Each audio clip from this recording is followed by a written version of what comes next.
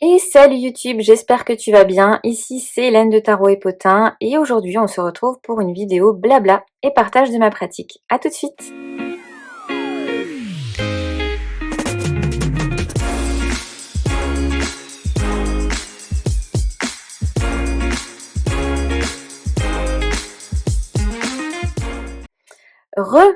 Me voici de retour après 2-3 semaines d'absence.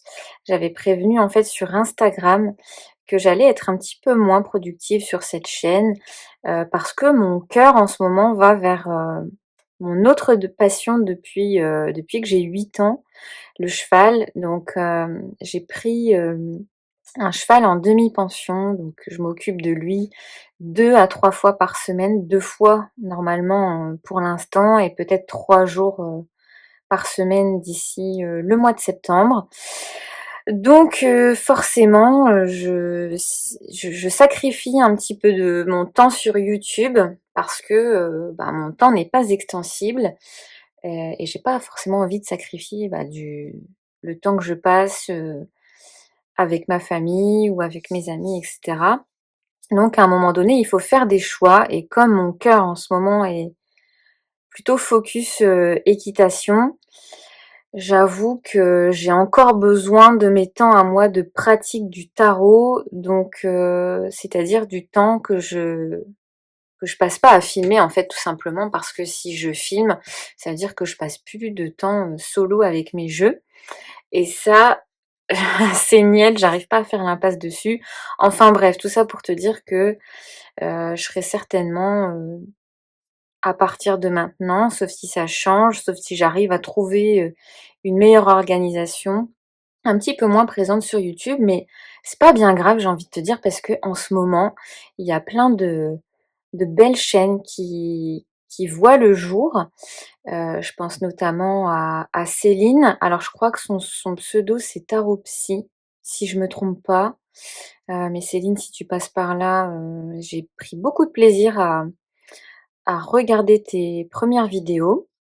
Il y a aussi Dorothée, Doro Passion Carte, qui a ouvert sa chaîne il y a peu de temps, qui nous partage ses magnifiques pépites, ces magnifiques jeux présents dans sa collection, je vais y arriver, où j'ai pris aussi beaucoup de plaisir. Il y a Eva Dorage que j'aime bien regarder aussi, et puis après, bah, celles de toujours et qui n'ont plus besoin de pub, Tarot Memoria, Audrey Tarot de l'ombre et bien sûr Iéna. Et puis après, je compte même pas les comptes Insta comme Sandra de Cartes sur table, Ina Reflect avec Yel.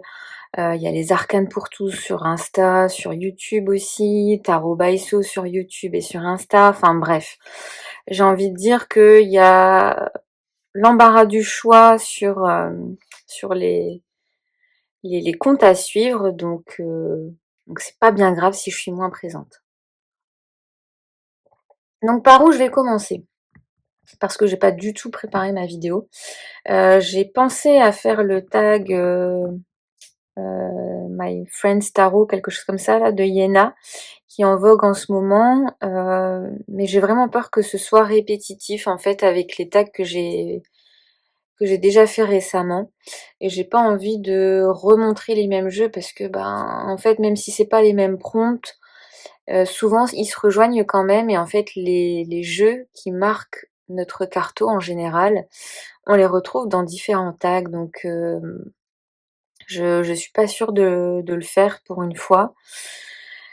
Voilà, donc je me suis dit autant parler un petit peu de ma pratique là, puisque j'ai passé un peu plus de temps à pratiquer en mode solo, plutôt qu'à travers à travers les vidéos que je peux faire de temps en temps. Déjà je reviens de vacances, donc si tu me suis sur Insta, tu as certainement vu les jeux que j'ai embarqués en vacances, mais je voulais te les remontrer ici. Donc il y a le Bacchus Tarot qui m'a accompagnée. Il y a le Cowgirl Tarot qui m'a accompagnée. Le Everybody's Tarot en version mini. Donc ça, c'était pour les tarots. Non, j'ai oublié le Pro-Pop. Alors, bouge pas. Il est là, je l'avais zappé. J'ai pris le Pro-Pop aussi. Et après, j'avais pris l'oracle de Yel, les signes des petites vérités, non, le petit, le normand, pardon, et l'oracle, symbole des petites vérités. Donc, tout tenait dans une magnifique petite trousse, celle que j'ai déjà montrée dans mon vlog départ en vacances l'année dernière. J'ai repris le même concept, sauf que cette année, j'avais pas vraiment pris de deck d'études, enfin. Ces deux-là, ils ont rejoint ma collection il y a pas très longtemps non plus. Autant celui-là, bon, c'est un deck assez intuitif, Rider-Waite, assez classique, etc. Mais ça, on va dire que c'est plus des decks à étudier puisque c'est des Marseille, donc je trouve que j'ai davantage besoin de créer du lien avec un Marseille pour savoir lire entre les lignes des arcanes mineurs. Puisque dans un Rider-Waite-Smith, c'est vrai qu'on se raccroche beaucoup aux images, à, à la représentation des personnages, des décors, etc. Dans le Marseille, c'est quand même un peu plus épuré, même si celui-là, il est pas mal illustré quand même. Donc, je ressens le besoin de créer davantage de liens, de créer une réelle connexion avec les Marseille. Et c'est vrai que c'est ce que j'aime, puisqu'en ce moment, je suis très Marseille quand même. Enfin, bref. Donc, qu'est-ce que j'ai fait avec ces jeux pendant mes vacances? Alors, j'ai fait des petits tirages que Yéna a proposés dans ses dernières vidéos, surtout avec celui-là. Alors lui, clairement, j'ai pas réussi à l'utiliser. Alors je me suis dit, je l'embarque avec moi parce que son format est vraiment pratique et parce que à la maison, je l'utilise pas. Certainement parce que les cartes sont très petites. Autant j'aime les jeux assez mini. En fait, j'aime bien les jeux dimension Magical Arcana, tu sais, de Yéna. C'est un peu le même format que les anciens tarots de Marseille, qu'on peut retrouver par exemple chez Il Meneghello, etc. J'aime bien, c'est un peu plus petit que du 7 par 12. Ça doit être du 6 par 11 par 10 et demi, un truc comme ça. Et pour le coup, celui-là, il est vraiment très très très petit.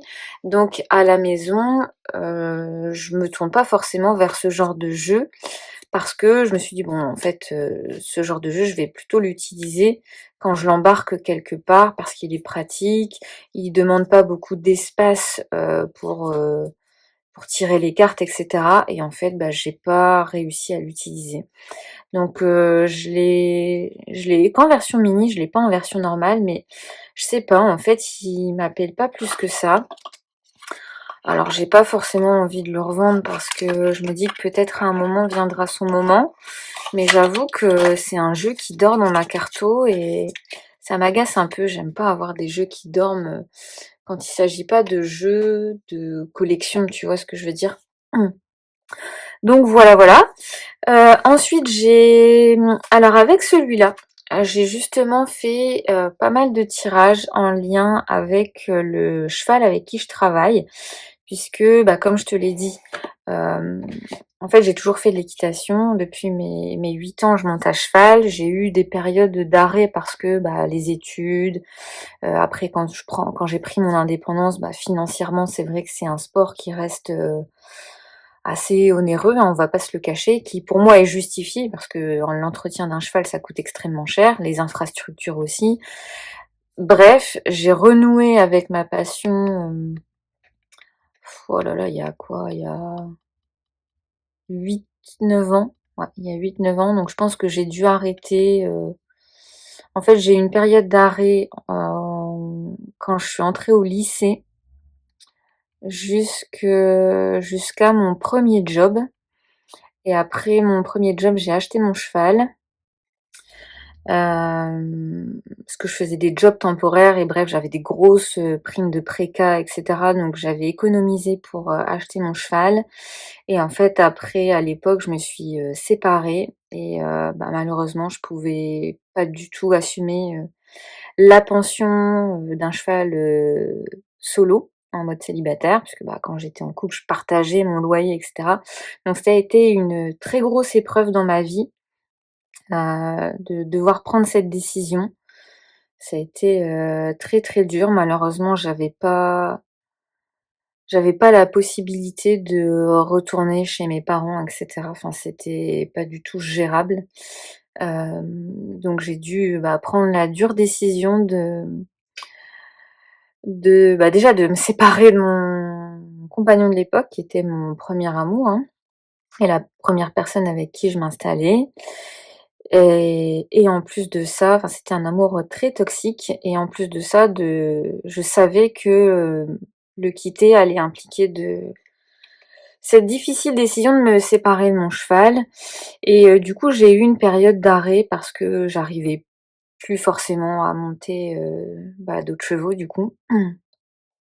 C'était trop difficile pour moi et puis après j'ai renoué, 5 ans après. Voilà, je me suis tournée vers la pole dance, en fait, pendant cette période d'arrêt, ce qui est un sport que j'aimais beaucoup, qui était très, très complet, très difficile, mais qui était très complet au niveau, musculaire. Je suis désolée, hein, je divague, totalement de la vidéo. N'hésite pas à passer un petit peu ce chapitre, de ma vie si ça te saoule un petit peu. Et bref, et donc après ces 5 ans de pole dance, j'ai renoué avec le cheval quand j'ai eu ma première maison et j'avais pris une demi-pension avec un cheval et ce cheval a été vendu. Donc énorme second coup dur avec, le monde des caisses puisque, forcément, qui dit demi-pension avec un cheval, même si c'est pas ton cheval, tu t'attaches forcément à cet animal puisque, c'est un peu comme si c'était le tien, mais quelques jours par semaine. En fait, pour ceux qui connaissent pas le principe d'une demi-pension, c'est que c'est un cheval qui appartient soit à un propriétaire, soit à un centre équestre et en fait, 2 à 3 jours par semaine, c'est toi qui gères le cheval comme si c'était le tien. Bien sûr, tu payes une demi-pension.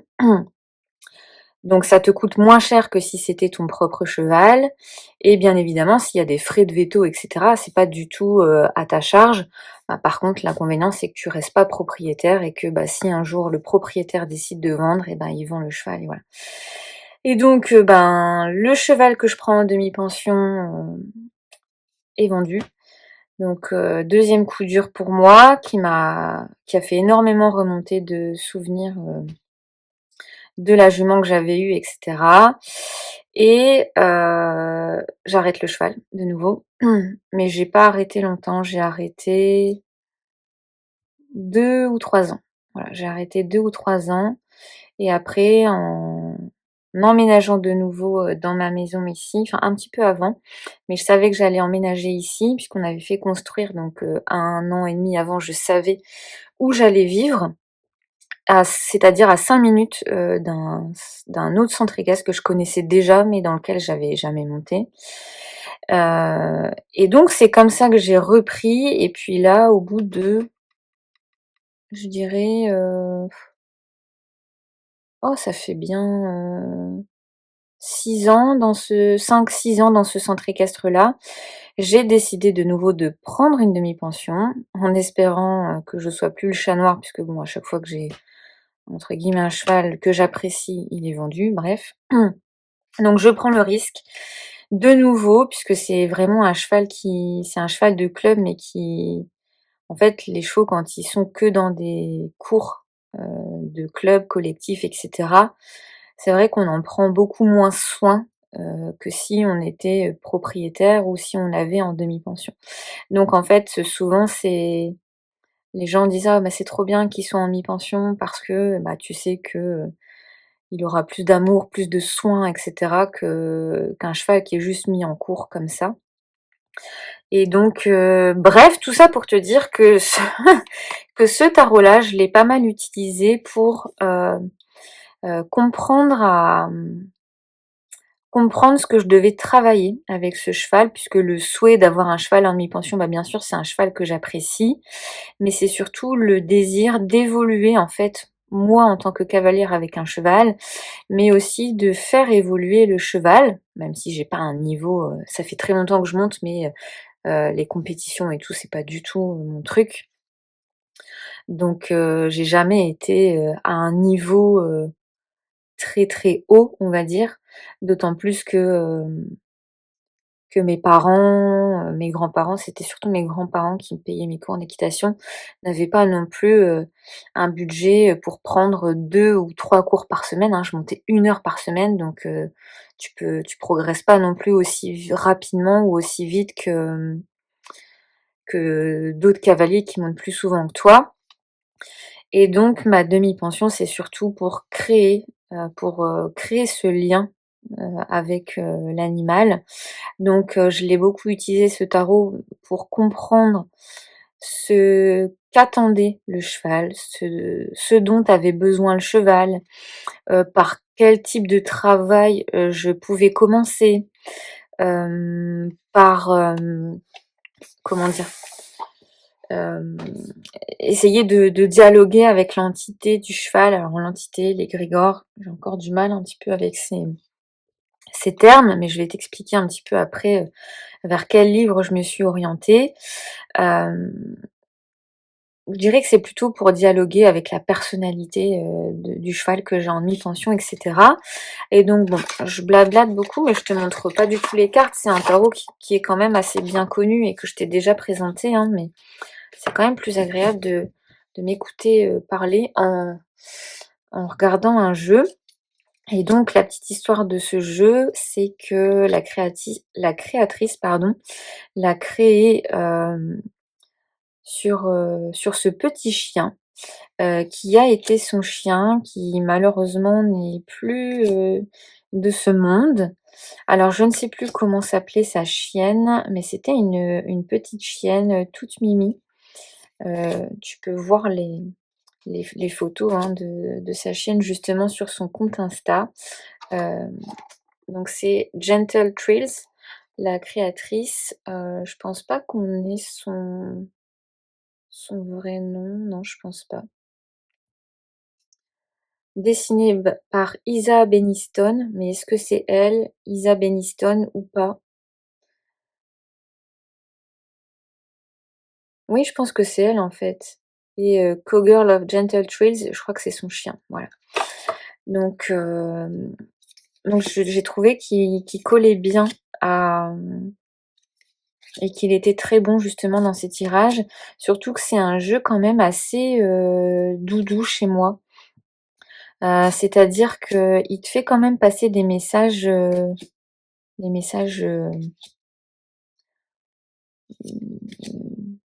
assez, authentiques, voilà, je cherchais le mot.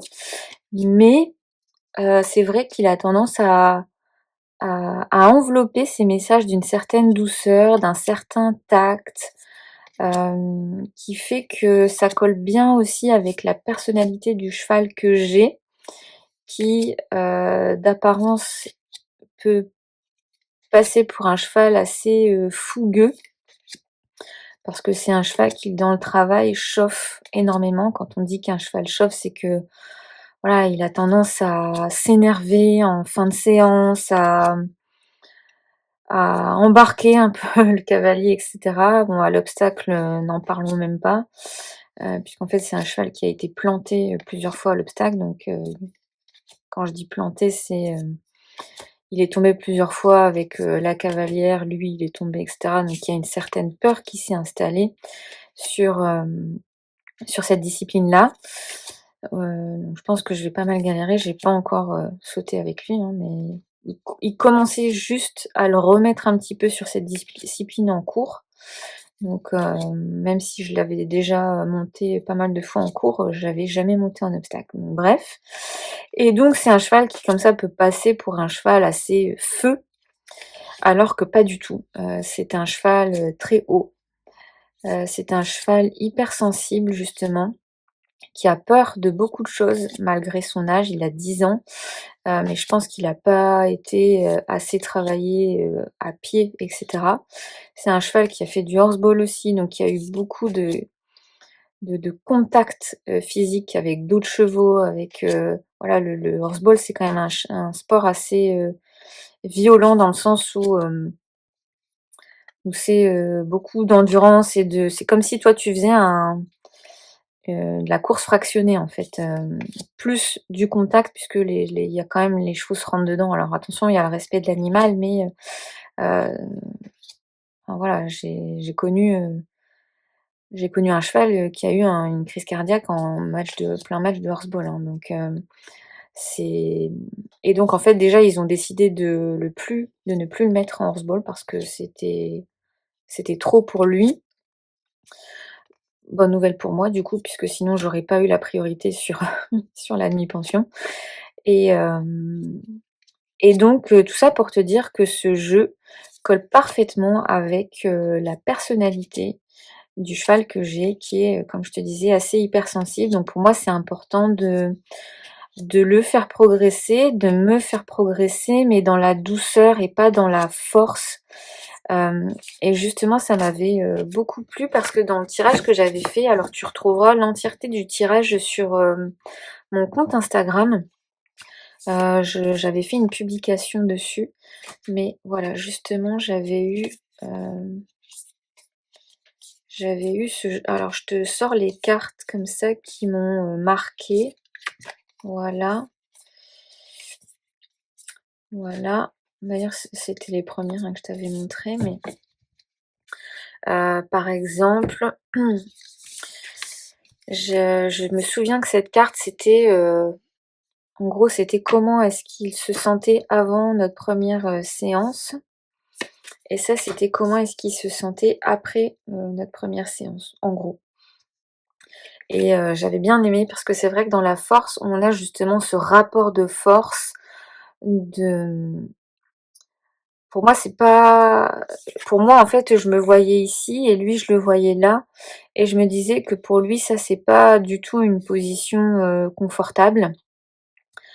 C'est pas naturel non plus, puisqu'on voit qu'il a la bouche ouverte cet animal, tout simplement parce qu'on lui maintient la bouche ouverte et pas parce que lui, il a il a le désir d'avoir la bouche ouverte. Enfin bref, c'est très bateau, c'est très linéaire, mais en fait, je voyais vraiment cette carte comme un rapport de force en fait, comme, quelque chose qui était pas naturel et assez, qui demandait, beaucoup de force, de courage, d'un peu stressant sur le long terme, tu vois? C'est pas une position qui est tenable sur le long terme et j'étais très contente du coup quand j'ai vu, débarquer la carte de la tempérance. Alors déjà en plus on a 2 arcanes majeures, hein, c'est pas rien quand même et pour moi la tempérance ça parle vraiment de fluidité, de communication naturelle, de douceur, de bien-être et cetera. Alors on n'est pas sur une carte de l'étoile, mais en termes de communication, pour moi la tempérance est une très bonne carte. Heu, qui c'est comme si tout glissait tout seul, tout était naturel, tu vois? On a cette eau qui passe d'un vase à l'autre et je nous voyais vraiment, là tous les 2 en mode, bah, on communique, ça se passe bien, dans la douceur, dans le respect mutuel et cetera. Donc j'étais très contente de voir cette carte. Je pense que cette carte-là, hem c'était notre relation ou quelque chose comme ça. Alors j'étais contente parce que déjà on voit un cavalier et en plus c'est un cavalier de coupe. Alors moi c'est vrai que je le vois en plus comme un cavalier de coupe ce cheval parce qu'il peut avoir la fougue du cavalier mais il a la sensibilité des coupes et je l'ai toujours défini comme ça et heu et quand j'ai vu cette carte débarquer, je me suis dit: «C'est, le début quand même, le début, mais on n'est pas sur un valet, on est quand même sur un cavalier, donc c'est le désir réel de créer du lien. Avant, et quand je te disais que j'étais pas compétition et cetera, c'est que tous les 2, lui et moi, on a les mêmes ambitions de davantage, créer du lien ensemble. C'est ce qui prime par rapport au progrès. En fait, on mise sur une réelle connexion entre nous 2 pour réussir à progresser et c'est vrai que ce cheval, moi, tu vois, tu me mets un cheval, tout mou, je vais avoir du mal à le réveiller, tandis qu'un cheval qui est quand même assez, impulsif, on va dire, Je vais peut-être davantage réussir à le canaliser parce que je suis une personne qui est quand même assez calme. Alors bien sûr, j'ai des moments de stress, hein, ça reste un animal, qui est totalement imprévisible, le cheval. La confiance se gagne aussi, dans le temps. C'est pas que lui qui doit avoir confiance en moi aussi je dois avoir confiance en lui pour justement réussir à oser, faire des choses et à progresser. Donc je l'ai vraiment, appréciée aussi cette carte-là du cavalier de coupe parce qu'on mise sur la sincérité, sur la confiance, et sur l'entente qu'on peut avoir, hem, pour réussir à créer quelque chose de durable sur le long terme et cetera. Et puis après ça c'était, alors je sais plus trop, je pense que c'était peut-être plus comment est-ce qu'il se je sais plus trop la différence entre ces 2-là, mais en gros, la carte de l'étoile, je l'avais interprétée comme, bah, lui, «grâce à moi» entre guillemets, il a «compris» entre guillemets qu'il allait pouvoir baisser un petit peu sa garde. Quand je dis baisser sa garde, c'est, dans le sens, où comme c'est un cheval peureux, c'est un cheval qui reste peut-être un peu méfiant. Hem, Par contre, c'est un cheval très, très câlin. Et donc j'y vois avec l'étoile la carte de la douceur, de l'authenticité, de la vulnérabilité. Donc c'est comme s'il s'autorisait à baisser sa garde, même s'il a peur, et même si ça implique de se montrer assez vulnérable, parce que justement il y a une confiance qui s'installe, petit à petit. Et je pense que c'est vraiment un cheval pour le coup qui a besoin, d'une demi-pension pour avoir un repère. Que ce soit moi ou quelqu'un d'autre, hein, là n'est pas la question. Mais je pense que c'est vraiment un cheval à qui la demi-pension va faire du bien, parce que quand, tu as, 2-3 cavaliers différents par jour, alors uniquement le mercredi et le samedi, sinon les autres jours, il était monté 1 ou 2 heures, par jour. Mais quand tu as, 10 cavaliers par semaine, différents, et ben, c'est quand même compliqué pour un cheval, d'autant plus, pour un cheval qui est, hypersensible. Donc voilà, désolée, j'ai pris le temps, le monde équestre, t'intéresse certainement pas, mais c'est pour te montrer un petit peu le travail que j'ai fait avec ce jeu-là.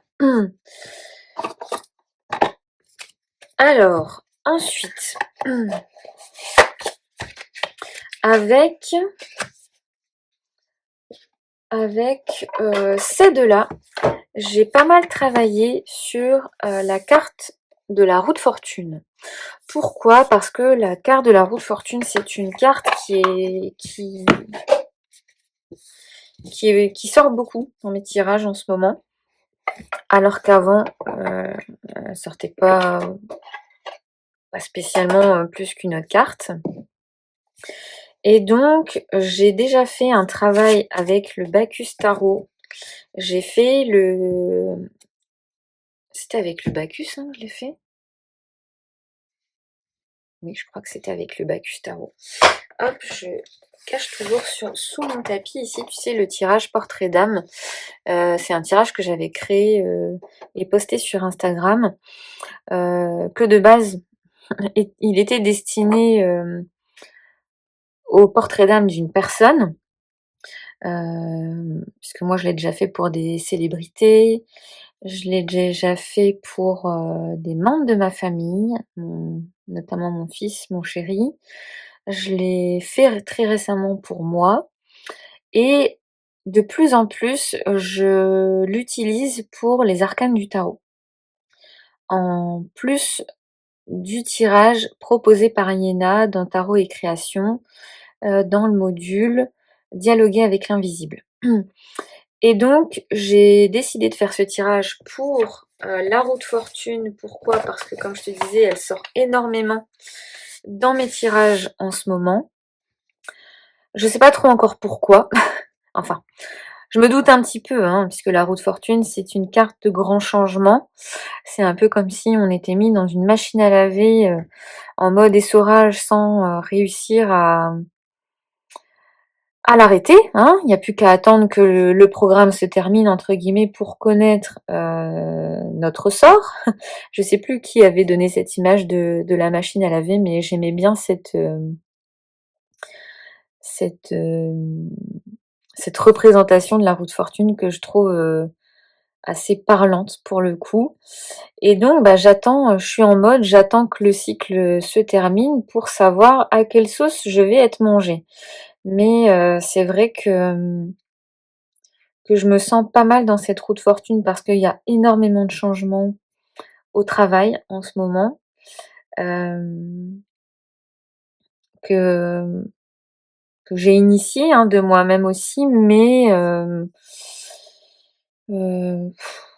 qui sont peut-être imprévisibles ou où on va plus parler d'imprévus que d'imprévisibilité. Ouais, on va plus parler d'imprévus, de pas trop savoir comment sera l'après.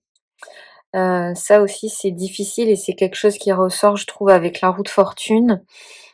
D'ailleurs, Céline de Tarot Mémorial a fait une super vidéo dessus, sur cet arcane qui m'a aussi donné, beaucoup de pistes, de réflexion, sur cette carte.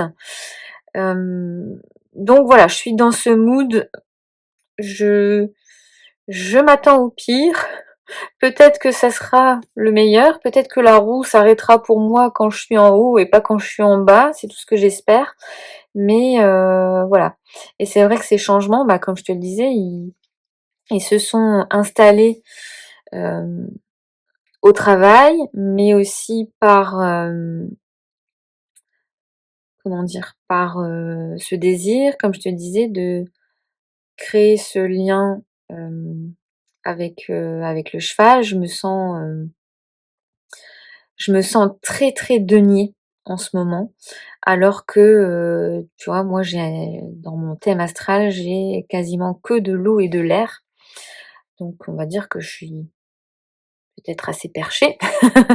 Mais, mais en ce moment, c'est vrai que je me sens très terre. Alors déjà, durant mes vacances, je suis partie, là en pleine nature, à Annecy certes, mais, j'ai pas fait, la ville d'Annecy.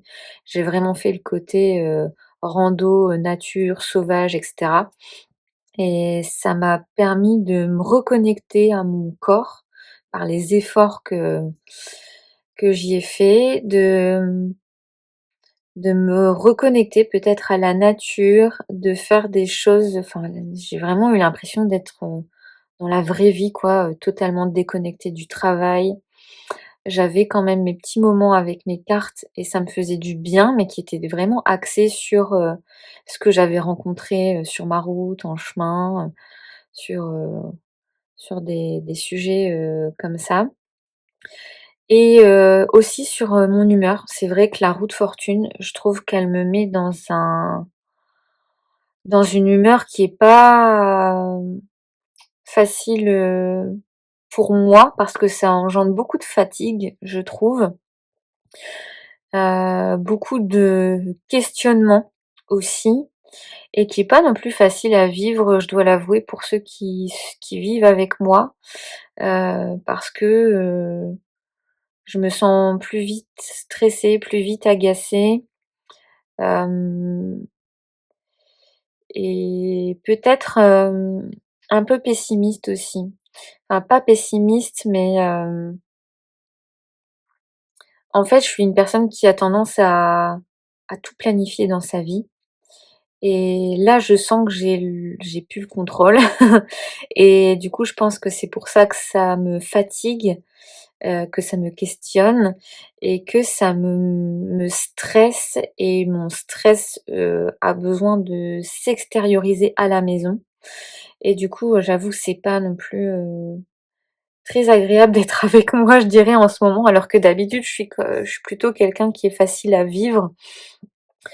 Mais là, en ce moment, je m'agace, beaucoup plus vite et je un petit rien va me faire monter, en pression alors que, je suis quand même de nature plutôt calme d'habitude.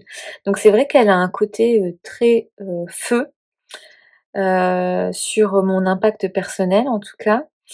Hem et les feux, ça prend aussi beaucoup d'énergie, hein, donc c'est peut-être pour ça. Et donc j'avais souhaité voilà, comparer, faire le tirage portrait d'âme avec ce jeu-là. Non, j'ai fait le tirage portrait d'âme avec ce jeu-là, pardon. Et ensuite, j'ai repris la vidéo de Céline de Tarot Memoria et toutes les questions qu'elle a posées à sa roue de fortune avec le jeu qu'elle avait pris. Donc j'ai fait les mêmes questions avec ce jeu-là et avec ce jeu-là pour avoir le point de vue, on va dire, d'un Marseille et le point de vue d'un Rider-Waite-Smith. Donc voilà ce que j'ai fait avec ceux-là. Et d'ailleurs, j'ai fait un post Insta aussi sur le travail que j'ai fait avec ces deux roues de fortune. J'avais pas noté les questions, etc. Mais juste, je crois que j'avais intitulé le post dialogue ou ouais, dialogue et comment j'avais appelé ça? Dialogue et avertissement d'une roue de fortune ou de la roue de fortune. Et c'est vrai que c'était super intéressant ce travail-là. Ensuite, ceux-là, je les ai plus combinés avec des tirages, donc je vais pas non plus te détailler ce que j'ai fait. Après, j'ai beaucoup travaillé, avant de partir en vacances, j'ai beaucoup travaillé avec ce jeu-là. Le petit de Marseilly, qui est chez Destiny, hein, comme le Propop Tarot d'ailleurs. Mais j'ai beaucoup travaillé avec les arcanes majeures. Il y a La Estrella, je crois que c'est ça son pseudo Insta, je sais plus. H, bref. Qui nous a partagé une super vidéo sur le tarot de Marseille. Elle disait qu'elle renouait pas mal avec le tarot de Marseille en ce moment et justement avec les arcanes majeures, puisqu'elle a un jeu qui est uniquement avec des arcanes majeures. Et moi aussi, depuis le début 2026, là, je connecte énormément avec le Marseille, alors que pour le coup, avant, pas trop. En fait, j'aimais bien le Marseille, mais je pense que j'avais pas les bons jeux. Tu vois, à part les tarots de Laura Tuan, mes seuls tarots de Marseille, on va dire que c'était celui de Bouchette Design. Quel autre? Je crois que j'en avais pas d'autres. J'en avais pas d'autres. J'avais commencé à acheter des Marseille fin 2025 quand même. Puisque j'avais acheté le Terra Volatile et j'avais acheté un trou de mémoire. Oh là là, le Taroki de Monsieur Fribourg. Mais j'avais pas d'autres Marseille, à part le classique, bien sûr. Et je pense que bref, j'avais pas les bons jeux, j'accrochais pas avec des jeux, etc. Puis petit à petit, j'ai eu les tarots italiens, en autre format que les tarots de Laura Tuan. J'avais backé un Kickstarter, je crois. Non, je l'avais pas eu sur Kickstarter, mais bref, un tarot de Marseille italien aussi grand format là que j'avais acheté juste après sa sortie. Enfin bref, et du coup beaucoup d'arrivées de tarot de Marseille. Et moi, alors peu importe le système, j'ai envie de te dire, j'ai toujours beaucoup plus connecté avec les arcanes mineurs qu'avec les arcanes majeures. Donc je me suis dit, Hélène, c'est le moment. Euh, T'es à fond Marseille et t'as envie d'étudier davantage le Marseille en ce moment, eh bien tu vas passer du temps avec les arcanes majeures.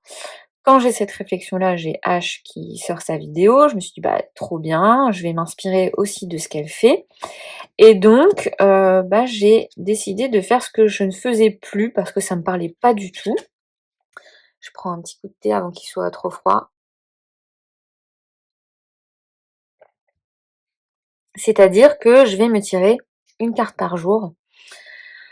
Pas forcément pour avoir les énergies à venir, etc., mais plus pour prendre le temps le soir de noter tout ce qui m'est passé par la tête, tout ce qui est arrivé dans ma journée, et qui pourrait avoir un rapport, entre guillemets, avec l'arcane que j'ai tiré.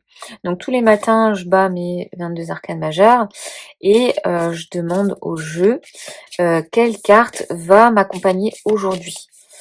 Donc voilà, je tire ma carte. voilà, l'arcane de la force, et puis j'interprète rien du tout. Je réfléchis pas, hop, je prends mon jeu, je le pose comme ça sur mon bureau, et le soir par contre, alors je fais pas du journaling, c'est vrai que le journaling c'est quelque chose que je faisais beaucoup avant, mais depuis que je suis maman, je prends presque plus aucune note de mes tirages. Sauf quand je fais mon tirage annuel, et cetera, là que je t'ai déjà présenté. Mais sinon, j'ai plus de tarot journal. En fait, quand je suis devenue maman, j'ai dû faire des choix et je me suis dit que je préférais passer du temps à me tirer les cartes plutôt qu'à m'écrire mes tirages. Puisque en fait, écrire des tirages, ça prend du temps. Et ce temps, je n'était plus assez, extensible. On va dire que déjà quand j'ai du temps pour faire des tirages, je suis contente. Donc du coup, j'ai entre guillemets «pas de temps à perdre» à écrire mes tirages.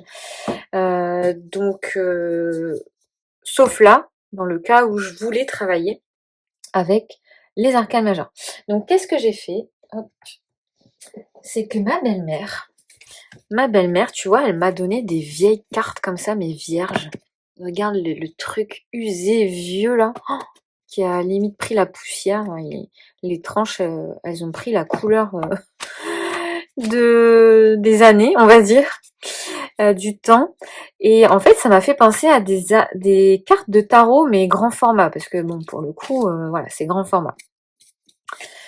Et elle m'a dit, bah, est-ce que t'en veux? Parce que je sais que tu tires les cartes. Je me suis dit, bah, qu'est-ce que je vais en faire? Donc, en fait, je me suis dit, oui, je prends, parce que je suis sûre que je vais faire un truc en lien avec le tarot, avec ça. Parce que ça me faisait vraiment penser à des arcanes, à des cartes de tarot.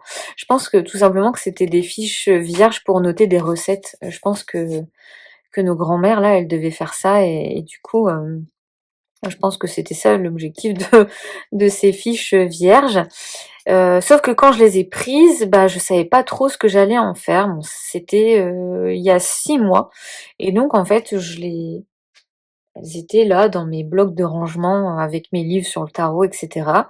Et quand j'avais fait du tri, je me suis dit: «Mais en fait, tu pourrais prendre», j'avais pas envie non plus de me faire un tarot parce que je suis totalement nulle en dessin, et je me suis dit: «Bah, ça te servira pour prendre des notes», et quand j'ai travaillé quand j'ai décidé de mettre ce travail en place, je me suis dit: «Mais super, je vais chaque jour quand je vais sortir, mon arcane là, le soir, je noterai tout ce qui me passe par la tête sur ces cartes-là». Parce que comme j'ai plus de tarot journal, j'avais pas envie de commencer à faire un cahier pour écrire dedans, et je savais que ce cahier au final, il allait durer le temps que dure, cet exercice, c'est-à-dire, je l'ai fait pendant quoi? 10 jours je pense, et après je suis partie en vacances et j'avais pas pris ce jeu-là avec, et cetera, donc j'ai arrêté. Bref, et tout ça pour te dire que du coup, j'ai utilisé ces fiches telles quelles.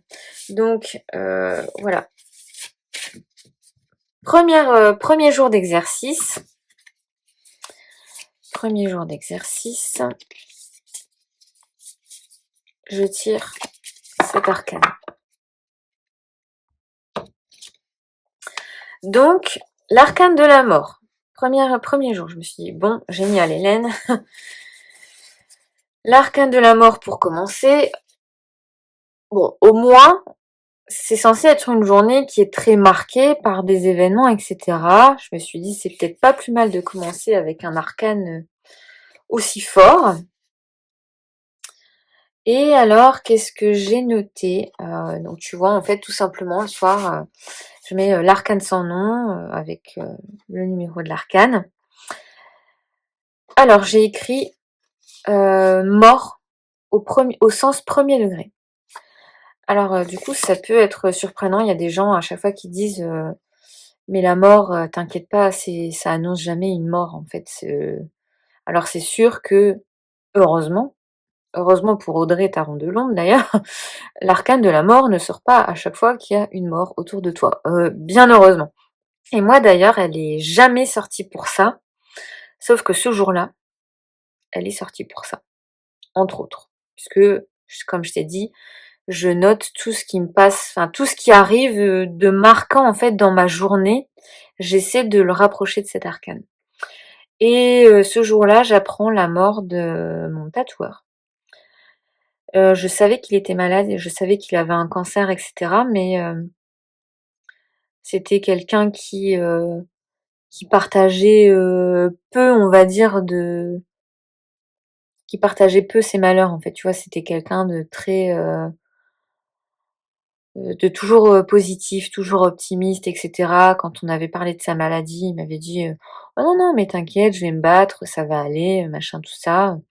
En février, il était encore à des conventions de tatouage et cetera et en avril, il était plus là, en fait et ça m'a fait, bizarre, hem, au-delà du contexte, hein, puisqu'il laisse quand même 2 enfants et une femme, derrière lui, mais je veux dire au-delà du contexte, ça m'a vraiment, remuée, de tirer cette carte, et d'apprendre, cette nouvelle ce jour-là.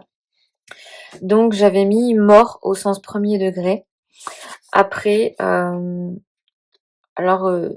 pas une personne dont je suis hyper, hyper proche, mais ce même jour, j'ai appris, qu'une personne avec qui je discutais, elle venait de rompre avec la personne, avec qui elle était en couple.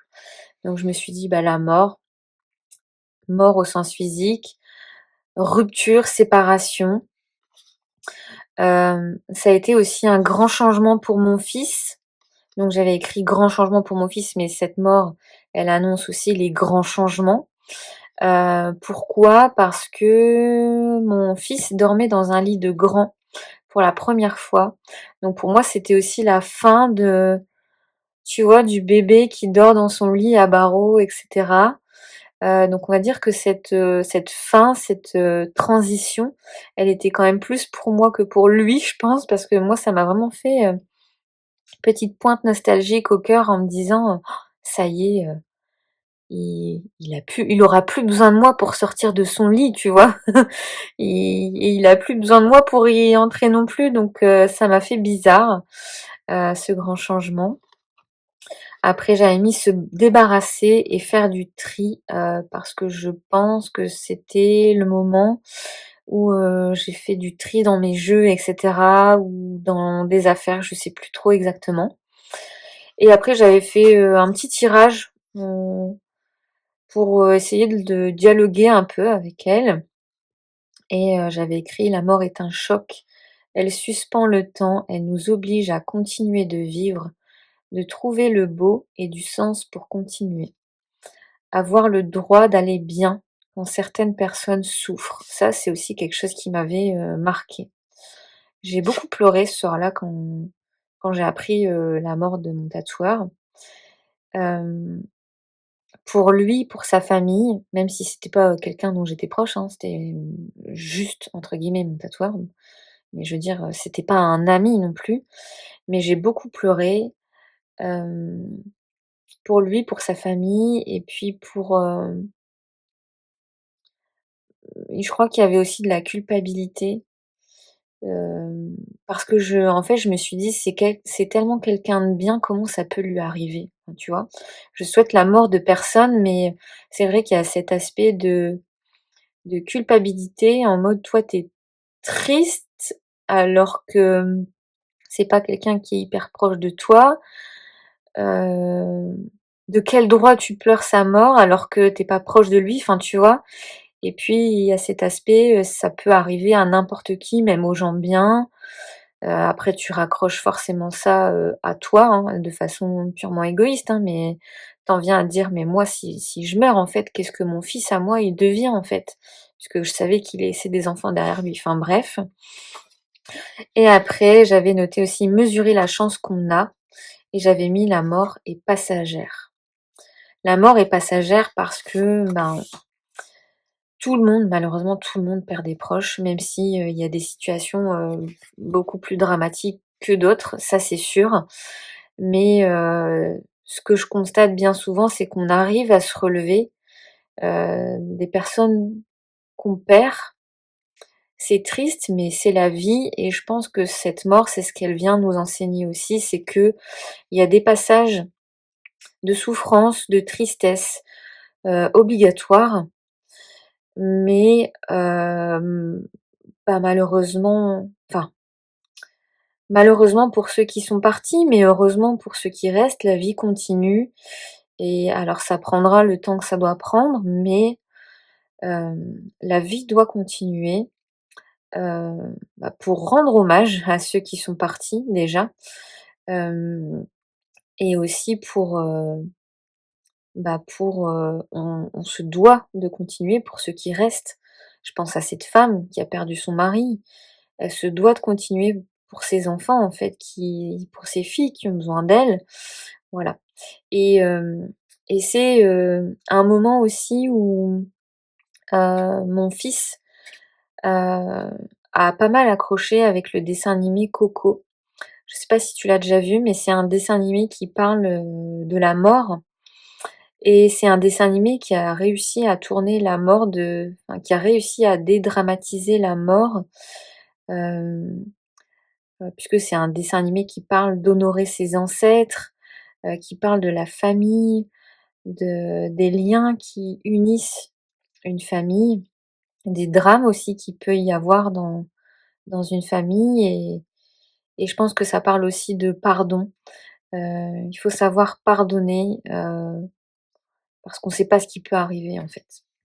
Donc voilà, désolée hein, je m'étale aujourd'hui, je prends le temps. Ça fait un bail que je suis pas passée, donc j'ai des choses à raconter apparemment. Donc voilà, ça c'était pour l'arcane de la mort. Ensuite, qu'est-ce que j'ai eu? Est-ce que oui, le pape, je crois que je l'ai eu. Est-ce que j'ai eu le pape? Oui, j'ai eu le pape. Le pape, c'était pas une journée alors la mort, pour le coup, c'était vraiment une journée, particulière. Le pape, au travail, c'était beaucoup de rédaction de procédures et de transmission d'informations, à mon équipe. J'ai regardé une vidéo d'apprentissage, de Iéna ce jour-là, que je considère comme, mon mentor, on va pas se le cacher, hein. Je pense que Iéna, c'est celle dont je m'inspire le plus pour, le travail avec le tarot. Donc j'avais écrit, regarder une vidéo d'apprentissage, de mon mentor, d'un mentor. Et c'était aussi une journée où j'ai eu un retour sur une prise de décision, puisque c'est le jour où j'ai eu ma réponse positive sur la demi-pension, parce que j'étais pas du tout, sûre, de pouvoir, prendre la demi-pension parce que comme je te le disais, c'est un cheval difficile. J'ai pas non plus un niveau de galop 7, hein, voilà, moi je suis 4-5, galop 4-5. Il y a 7 galops, hein, en équitation. Et donc le pape pour moi ici, c'était l'institution, donc c'était le centre équestre, puisque une demi-pension, c'est quand même quelque chose qui est aussi encadré et cetera et puis moi, j'étais là, j'attendais ma réponse et ce jour-là, j'ai eu ma réponse et c'était positif. Ensuite, qu'est-ce que j'ai eu? Ah bah tiens et bizarrement elle, quand je faisais mes exercices, je l'ai pas eu.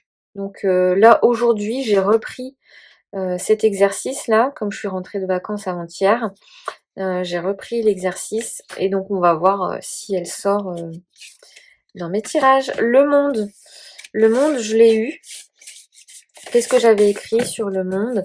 Alors bien sûr, quand c'est des jours de semaine, bah, mes analogies, vont essentiellement parler du travail puisque, bah, je passe quand même, 10-11 heures par jour au travail, donc voilà. Le monde, j'avais mis dans le travail tâches de perfection qui vont servir pour les autres. J'avais mis travailler sur un projet à long terme parce que, c'est vrai que je travaillais sur des choses, à long terme et cetera. Se rendre à une réunion, voilà. C'est vrai que le monde, on l'associe souvent à l'accomplissement, aux grands projets et cetera, mais c'est aussi être avec du monde, tout simplement. Parler à ma chef de mon avenir pro, ça a été le début Ouais, j'ai initié quelque chose auprès de ma chef. J'avais mis aller chercher un nouveau tarot. Beaucoup parlé, sur le Discord. C'est un jour où plus que d'habitude, j'avais pas mal parlé sur, le Discord avec les copines de tarot. Donc le monde, un jour dans les échanges, partager un réel, j'avais mis. Découvrir une chanson virale sur le net. C'était voilà, c'est un jour où j'ai découvert une chanson qui était un peu une sorte de trend, tu sais, sur Insta. Hem et j'avais mis échanger avec des étrangers. Pourquoi? Je sais plus. Je sais plus pourquoi j'avais mis ça.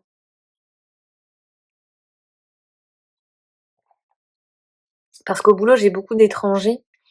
Je suis dans une entreprise où on embauche beaucoup d'internationaux, donc mais c'était pas, dans le cadre du travail. C'est Je me souviens l'avoir noté. Je me suis dit: «Je le note» parce que bon, si c'était dans le cadre du travail, c'est pas trop voilà, ce serait un assez, bateau, on va dire, mais là, je me souviens que c'était pas dans le cadre du travail, donc je ne sais plus. Je pense que c'était, à propos du tarot, mais sur Insta. Mmh. La tour, je ne l'ai pas eu, l'étoile non plus. Il y a des cartes qui étaient revenues plusieurs fois, hein. L'impératrice, je l'ai eue. Hem, l'impératrice, se faire belle, mère patiente, être active dans la maison. J'avais mis dédié à la famille et alors, bon, pas très enfin, j'avais mis rapport intime aussi. Voilà, je suis désolée, je te partage vraiment, toutes mes notes et cetera. Donc ça passe par là aussi. Mais, j'essaie vraiment de raccrocher, en fait, les arcanes majeures à des choses du quotidien parce que c'est quelque chose que j'avais du mal à faire. Donc, c'est un exercice qui m'aide beaucoup à faire ça. L'ermite, bah, je l'ai eu aussi. Là, c'était, bah, moment de solitude, temps pour moi après une semaine de vacances en famille. Parce que, moi avec mon conjoint, on vit en décalé. C'est-à-dire que moi je travaille la journée, j'ai des horaires de bureau et lui il travaille de nuit et il travaille, 10 heures par nuit. Donc il travaille pas, 5 jours sur 7 comme, la normalité. Mais il fait quand même des grosses nuits, donc on va dire que, quand il est de nuit, il part de 19 heures à 6 heures et moi je rentre du taf, il est, 18 heures quoi, quand je suis pas en télétravail.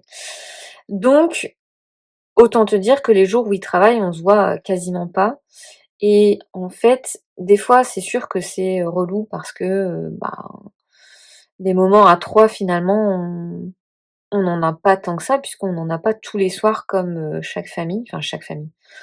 Je suis consciente que chaque famille ne fait pas, des horaires, de jour, et cetera et qu'il y a forcément des gens comme moi qui sont en décalé. Mais on va dire que c'est un peu plus atypique, les gens qui sont dans mon cas et et donc des fois c'est relou parce que tu as l'impression, bah, de pas passer de moments à 3 autant que d'autres familles. Surtout que lui, il travaille aussi les week-ends, jours fériés et cetera. Enfin, il y a pas de notion, c'est du lundi au vendredi et basta. C'est week-end, jours fériés et cetera, en fonction de comment, tombe son planning et donc parfois, j'avais même des amis qui avaient un peu de mal à comprendre que, bah, le week-end où il travaille pas, parce que du coup, il travaille un week-end sur 2, que le week-end où il travaille pas, des fois, on a juste envie d'être à 3 et parce que, bah, les week-ends où il travaille, bah, on se voit pas du coup, enfin quasiment pas. Si, l'après-midi quand il se réveille, quoi et donc ça, c'est les moments relous. Mais par contre, lui comme moi, on apprécie aussi ce principe-là parce qu'on aime passer du temps seul.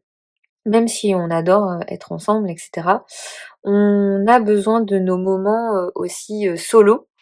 Bah, moi, tu vois, avec mes cartes, lui, c'est plus, le gaming, le sport et cetera donc Ça m'a fait du bien. Quand j'ai tiré cette carte, en fait, c'était juste après nos vacances où pour le coup, on était H24 ensemble. En plus, on a un petit de 2 ans et demi là qui bah, voilà, 2 ans et demi, c'est l'âge enfin, je pense que peu importe l'âge, c'est fatigant, mais il demande énormément d'attention, bah, parce qu'il veut qu'on joue avec lui, il est pas autonome, et cetera. Donc forcément, les vacances, c'est trop bien parce que je passe du temps et je profite à fond de mon fils, mais c'est limite si tu reprends pas le boulot encore plus fatigué que quand tu es parti, tu vois? Parce que, bah, lui, il y a pas de grasse mat pendant les vacances, en fait. C'est 7 heures, 7h30, debout maman et tout de suite, même pas le temps de prendre mon petit déj qu'il faut lire un livre et tout, tu vois? Enfin, c'est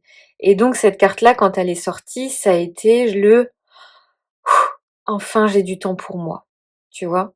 Parce qu'on était rentrés de vacances, c'est, le jour, où justement j'allais monter mon cheval. Donc j'avais ce moment à moi avec mon cheval. Après quand je suis rentrée du cheval, il était parti au foot avec le petit, donc j'avais ce moment à moi avec mes cartes, enfin tu vois? Heu et en mode, je seule et je me retrouve seule avec moi et ça fait du bien et j'ai enfin le temps de penser, tu vois? Donc ça c'est vrai que je pourrais le rajouter, c'est j'ai le temps de penser, c'est je suis au calme.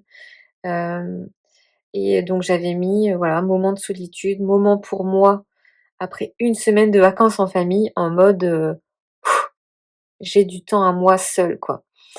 Surtout, tu vois, quand on est parti en vacances, bah, tu sais, tu es en mobil-home, dans un 20 m², quoi, donc tu peux pas trop te détacher, des personnes avec qui tu es, donc c'est, le plaisir de partir en vacances, mais le plaisir de revenir chez soi pour avoir ces moments-là où j'ai besoin d'être dans ma bulle, heu, sans qu'on vienne me déranger, que je puisse penser, parce que je suis au calme et cetera, tu vois? Donc cette ermite, j'avoue qu'il m'a fait, beaucoup de bien. C'était pas une solitude subie, c'était vraiment, une solitude choisie. Et puis, bah, elle, c'est la dernière que j'ai eue et dont je peux te parler. L'arcane de la justice, c'était, être à l'heure. Ça, j'avais noté. C'était une journée où j'étais, bien organisée dans mes horaires et cetera. Alors moi, je déteste arriver en retard, donc voilà, mais parfois ça m'arrive. Là, c'était en mode, tout est, réglé, horlogé, de manière, précise. Par contre, c'était aussi être critique quand même, et plus tranchante que d'habitude. Et au travail, c'était être concentrée, être sérieuse, assurée. Et c'était, gérer des choses complexes aussi. Ouais. Donc là, ça remonte à loin, donc j'ai plus, ma journée en tête et cetera. Mais voilà, tout ça pour te dire que ce genre d'exercice, bah, ça m'aide à comprendre un petit peu plus les arcanes majeures, de façon concrète, chose que j'ai pas trop de mal à faire avec les mineurs et cetera, ni avec les personnages de cours que j'ai étudiés en long, en large, en travers. Mais les arcanes majeures, si voilà, je pense que je pourrais dire effectivement que c'est ma bête noire, parce que c'est celle que j'aime le moins voir débarquer dans mon tirage. Bah, je vais pas les ranger, du coup je vais les laisser sur le côté parce que comme j'ai repris mes petits exercices, parce que comme tu peux le voir, j'ai pas eu tous les arcanes majeurs, donc ça m'intéresse de faire le tour de toutes les cartes. Ensuite, ensuite, je peux te parler un petit peu des jeux, des livres qui m'accompagnent en ce moment. Alors, j'ai acheté ce livre-là. Tu connais ma passion pour la mythologie grecque. Donc, c'est un livre de George. Alors, je pense que ça se dit Jorge. Désolée pour mon accent espagnol de merde. Lissos. Euh, je sais même pas si... je connais même pas ses origines. Enfin bref, donc c'est un... De base, il est pas écrivain, mais là, il a écrit 1 ou 2 bouquins, 2 peut-être. Donc il est polythéiste et helléniste, j'ai envie de te dire. Donc il pratique entre guillemets une religion, une foi qui tourne autour des dieux grecs, etc., des dieux du panthéon grec.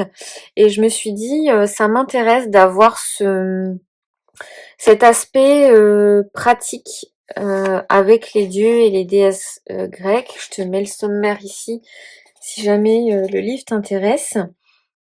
On a notamment dans la partie 2 toute une partie sur les dieux du Panthéon, ou une partie parce que ils y sont pas tous. Et dans la troisième partie, c'est une année avec les dieux, c'est-à-dire à quel moment les célébrer, etc. Et puis après, des rituels. Et dans la partie 1, c'était plutôt il explique un petit peu les types de religions qui existent, enfin, il explique ce que c'est la mythologie, etc. Donc moi, j'en suis à la partie 2. Ouais, j'en suis à la partie 2. J'ai commencé à feuilleter un petit peu tu vois, la partie 1, elle est assez mince, hein. J'ai commencé à regarder un petit peu des choses sur les dieux. Forcément, j'ai regardé Hermès en premier. Voilà. Donc en fait, ce que j'aime bien par contre dans le livre, c'est que il donne une situation concrète de sa vie qui pourrait se rapprocher du dieu en question. Et donc là, par exemple, il nous parle des doutes qu'il a eu, du syndrome de l'imposteur un peu qu'il a eu quand il a voulu écrire un livre, etc. Où il s'est dit mais qui je suis pour écrire un livre, etc. L'anglais c'est même pas ma langue natale, voilà. Donc comment je vais faire pour être un bon écrivain? Et désolée, je reviens, on a été coupé suite à un problème de mémoire sur le téléphone, ça j'adore. Bref, je ne sais plus où j'en étais, mais je te disais que ce que j'aimais bien, c'est que il donnait des exemples concrets de sa vie en se référant aux analogies entre guillemets du dieu. Après, il parle des vertus, euh, des mantras d'activation, etc. Des exemples de prompts dans le journal, de questions à se poser, etc. Comment se connecter avec Hermès. Une sorte d'hymne ou de prière à Hermès aussi. Et puis après, il donne les symboles qui sont rattachés à Hermès et une sorte de méditation avec ce dieu-là. Donc moi, j'ai été un petit peu déçue. Pourquoi? Parce que je pense que j'en sais un peu trop sur les dieux, entre guillemets. Je me suis d'abord renseignée vers d'autres sources, d'autres bouquins, des vidéos sur YouTube, sur Amazon, des documentaires, etc. Plus le livre là que je suis en train de lire sur les mythes, où je suis arrivée ici, là. Je prends mon temps parce que c'est quand même un gros bébé. Et en fait, si je lis trop d'un coup, j'arrive pas à retenir les mythes. Donc je confonds les noms et tout après. Donc tu sais, les moins connus, c'est pas évident de retenir les noms. Heureusement, on n'est pas à la Game of Thrones où on a Aegon 2 jusque Aegon je ne sais plus combien. Mais voilà, il faut que je prenne le temps. Et donc bref, tout ça pour te dire que celui-là, je pense que je le conseillerais aux débutants, aux gens qui veulent découvrir euh, les dieux grecs, etc. Parce que oui, c'est sûr que les prières, etc. Moi, c'est pas quelque chose que je connais, donc on va dire que ça, c'est des parties que je vais utiliser. Mais les vertus, qui est Déméter, etc. Ça, c'est des choses que je connais déjà. Et donc, on va dire que c'est pas ce livre pour moi n'est pas non plus une révélation parce que je vais pas apprendre beaucoup de choses grâce à ce bouquin.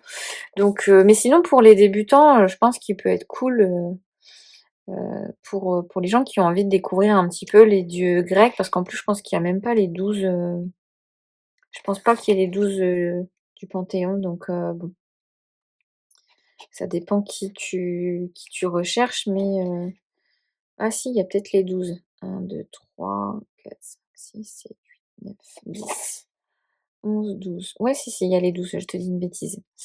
Donc bon, ça va, il y a quand même les 12 principaux, on va dire. Donc voilà, je pense que je vais quand même essayer de lire la partie sur chaque dieu quand même pour être sûre. De me noter les petites prières peut-être, de les traduire en français aussi. Parce que je trouve que c'est toujours plus facile et plus logique, plus sincère, on va dire, de prier dans la langue que j'utilise le plus. Euh, et puis, par contre, cette partie-là, elle est sympa, une année avec les dieux, parce que il va te donner, tu vois, à quel moment, tel mois, pendant le signe du Verseau, bah, c'est Héra et Zeus, par exemple, tu vois. Donc, il te donne le festival, la fête qui est associée à, à la période. Là, par exemple, tu vois, Hermès, on le retrouve au mois de juin dans le signe du Cancer, au moment du solstice d'été. Et on le retrouve en décembre pendant le signe du Capricorne, pendant le solstice d'hiver. Donc tu vois, c'est sympa parce que c'est des choses que je connaissais pas forcément. Et puis après les rituels, voilà, peut-être que je vais en apprendre un peu plus, hein, parce que moi je te dis, je suis arrivée à la partie 2, donc je parle peut-être un peu trop vite en mal sur ce livre. Ensuite, des livres assez spirituels, c'est vrai, liés aux croyances, puisque j'ai le livre de Marc Neu, qui s'appelle La magie des saints, qui a rejoint aussi ma bibliothèque. Donc c'est un livre qui va parler de rituels et qui propose des prières pour 130 saints. Donc voilà, on les a pas tous, hein. Je crois que j'ai regardé, il n'y a même pas Sainte Rita. J'étais un peu déçue qu'il n'y ait pas Sainte Rita quand même, mais parce que c'est une des plus connues. Je me suis dit, ah bah, le peu que je connais en saints, je vais regarder s'ils sont dedans. Et ouais, c'est dommage, Sainte Rita, il n'y a pas. Et j'ai l'impression qu'il y a très peu de femmes. Alors bon, là, il y a Marie-Madeleine, mais par exemple, Sainte-Hélène, elle n'est pas dedans non plus. Je me suis dit, bon, mon prénom aurait eu le mérite d'être d'être dedans, mais non, même pas.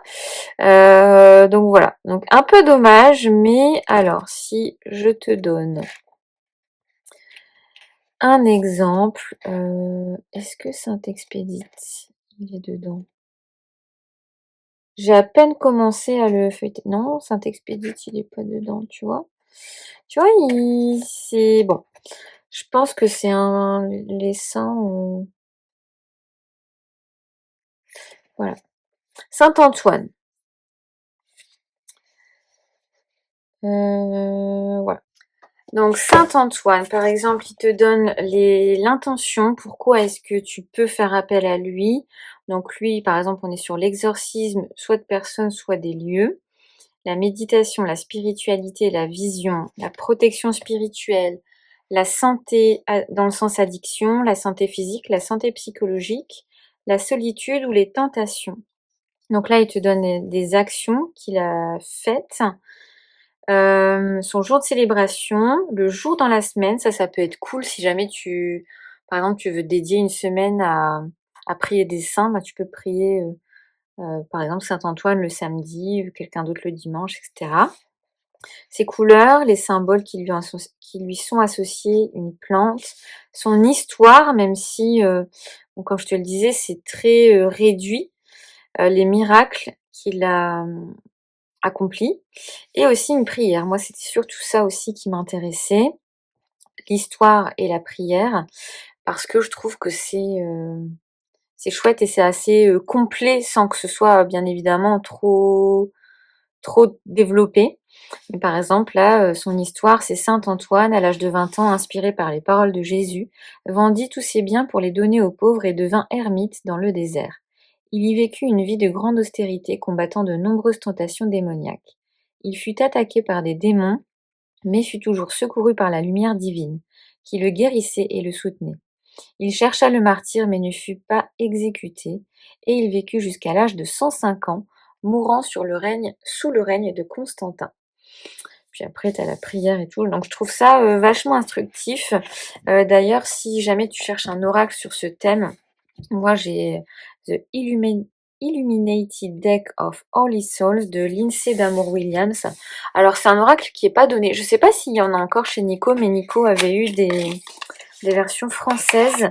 Bon, moi je l'avais acheté d'occasion parce que le prix il était vraiment pas donné. Surtout que bon, le cardstock c'est un bon linen quand même, mais voilà, je comprenais pas trop le prix en fait et j'arrivais pas trop à le justifier. Je pense que c'est surtout parce que c'est un des seuls jeux sur le marché sur ce thème-là aussi moderne, hein, qui arrive quand même à bien se démarquer. Et donc il est fourni avec un livret en PDF qui m'aide aussi dans mes recherches, dans mes documentations, on va dire, sur les saints. Où là, t'en as quand même pas mal parce que combien de cartes il y a? 78 cartes comme un tarot. Donc t'en as pas autant que là-dedans, mais ça peut venir compléter parce que bah, dans celui-là, par exemple, il y a Sainte Hélène, il y a Sainte Rita, etc. Donc peut-être des saints qu'on ne retrouve pas ici, mais par contre, je pense pas qu'elle y ait mis des prières. Je me souviens plus, mais je crois pas. Je pense que ça te dit juste un petit peu, ça t'explique juste brièvement l'histoire des saints. Donc voilà, Marc Neu, source sûre, notamment sur l'astro aussi, je pense qu'il est pas mal référencé sur l'astro. Et quand j'ai vu son nom sur les saints, je me suis dit, oh chouette, j'adhère pas mal au contenu de Marc Neu, donc pourquoi pas m'engager avec lui sur les saints. Et puis après, le dernier livre qui m'accompagne en ce moment, que j'ai pas mal lu pendant mes jours de pluie en vacances, c'est La magie des égrégores de Vincent Lauvergne. Alors c'est un vieux bouquin, hein, enfin un vieux bouquin. Il est sorti il y a un moment, je pense. Je crois bien que oui. Moi, je l'ai acheté d'occasion sur Vinted. Quand je peux trouver des livres d'occasion, franchement, je les prends. Donc j'ai quand même lu pas mal. Je suis arrivée à un peu moins de la moitié. Mais donc c'est un livre sur les égrégores qui parle notamment de tout ce qui est un peu comme ça magique. Moi j'aime bien parce qu'il parle aussi des 7 corps de l'homme. Alors je vais pas tout détailler, etc. parce que bon, c'est des propriétés intellectuelles. Donc je t'invite à acheter le livre si le sujet t'intéresse. Mais après il y a pas mal d'explications sur comment faire un rituel, etc. Il explique comment fonctionnent les corps, les 7 corps, etc. Donc je trouve que c'est assez bien expliqué. Bien sûr, il faut croire aussi en la magie. Enfin, il faut croire. Moi, je sais pas trop si. Oui, si, j'y crois. J'y crois quand même. J'allais dire, je sais pas si j'y crois. Si, bien sûr que si, j'y crois. Mais j'avais du mal à mettre des mots sur mes croyances. J'avais du mal à savoir aussi comment. Parce qu'il y a tellement de connaissances, enfin tu vois, quand tu te renseignes sur internet, etc., il y a tellement de choses, tu sais pas si c'est du vrai, si c'est du faux. Lui, il a quand même pas mal d'années de pratique derrière lui, il te donne des exemples concrets de ce qu'il a fait, comment il crée des égrégores, ça aussi c'est intéressant, c'est comment créer un égrégore pour toi, pour les autres, enfin pour un groupe de personnes. Euh, il t'explique aussi l'importance de borner dans le temps, de prendre conscience de qui peut être impacté par ce que tu mets dans un égrégore pour pratiquer de la magie blanche et pas de la magie noire. Voilà, il te conseille vraiment très très bien sur comment créer un égrégore en toute sécurité pour toi et pour les autres.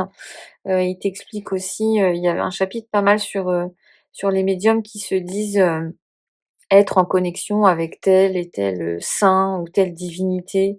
Heu, alors qu'en fait, c'est pas mal de bullshit, mais sans que les personnes s'en aperçoivent parce que en fait, elles sont rattachées à une entité malveillante qui prend, le visage ou les caractéristiques de quelqu'un, d'autre.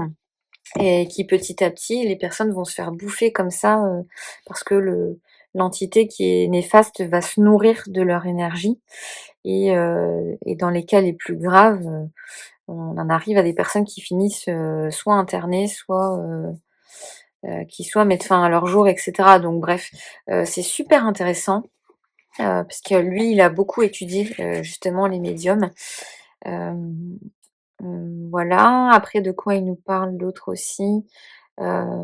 J'ai bien aimé parce que on a pas mal d'analogies sur les animaux. Alors attends, je vais peut-être te montrer le sommaire qui est à la fin.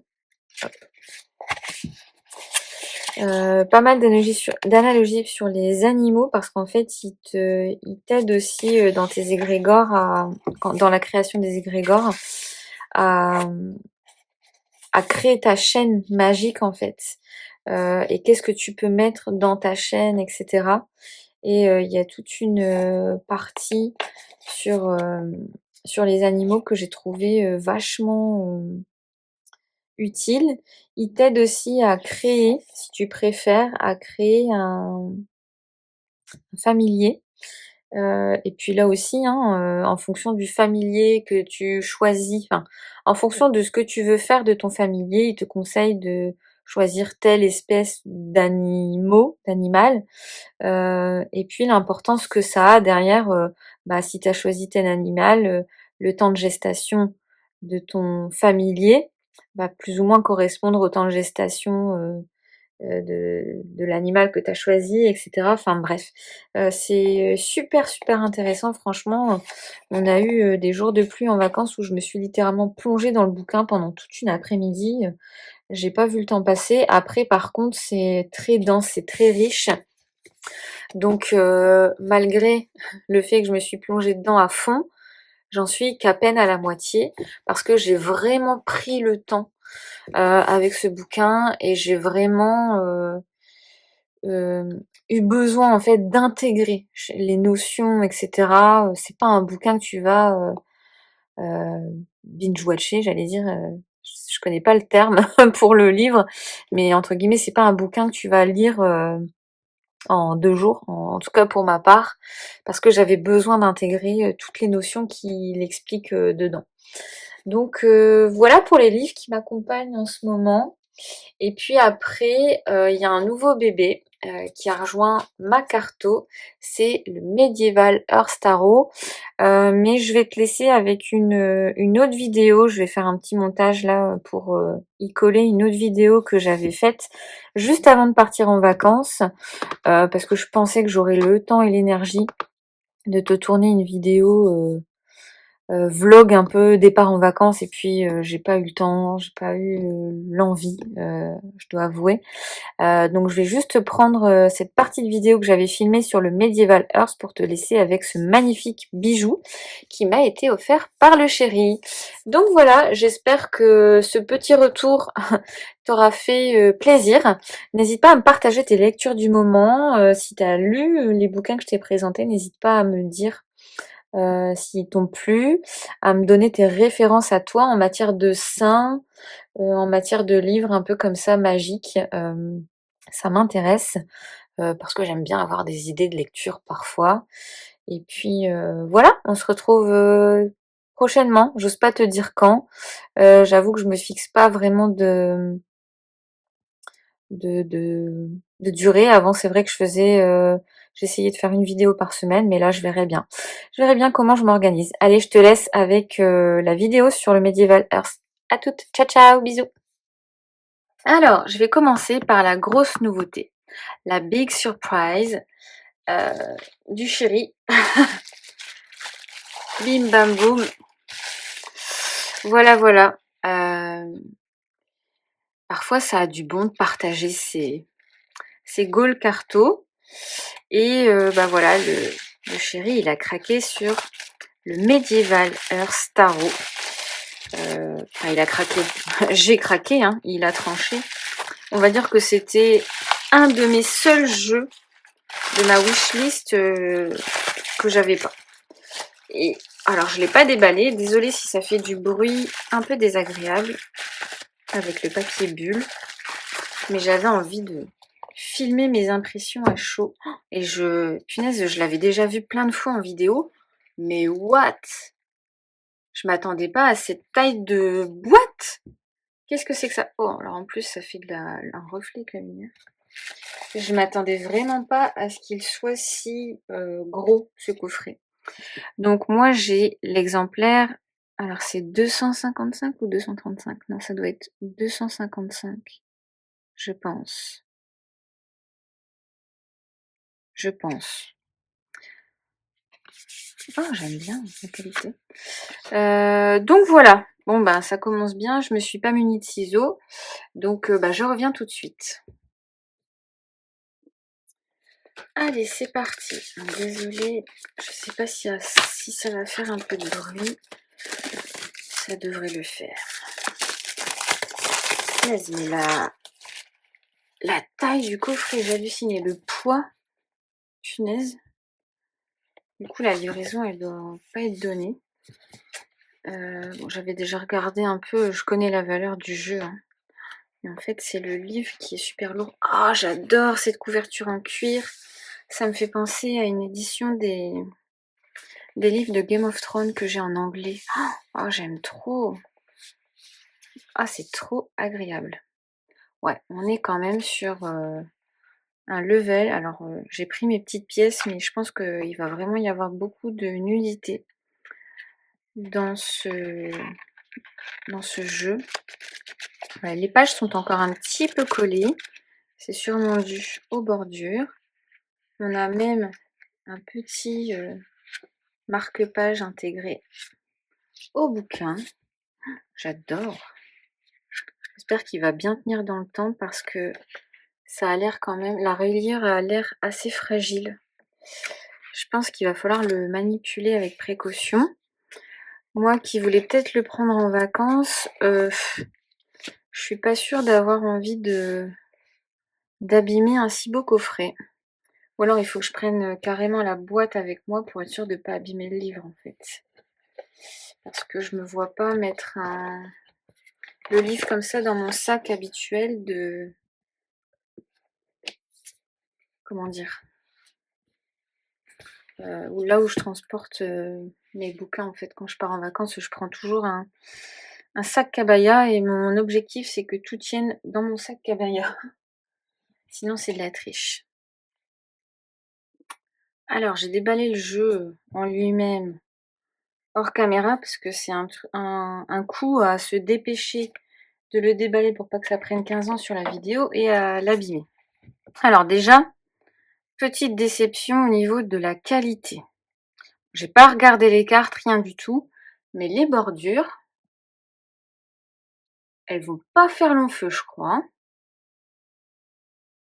Parce que regarde ici, c'est déjà... Bon, c'est juste des reflets, hein, on est d'accord, mais...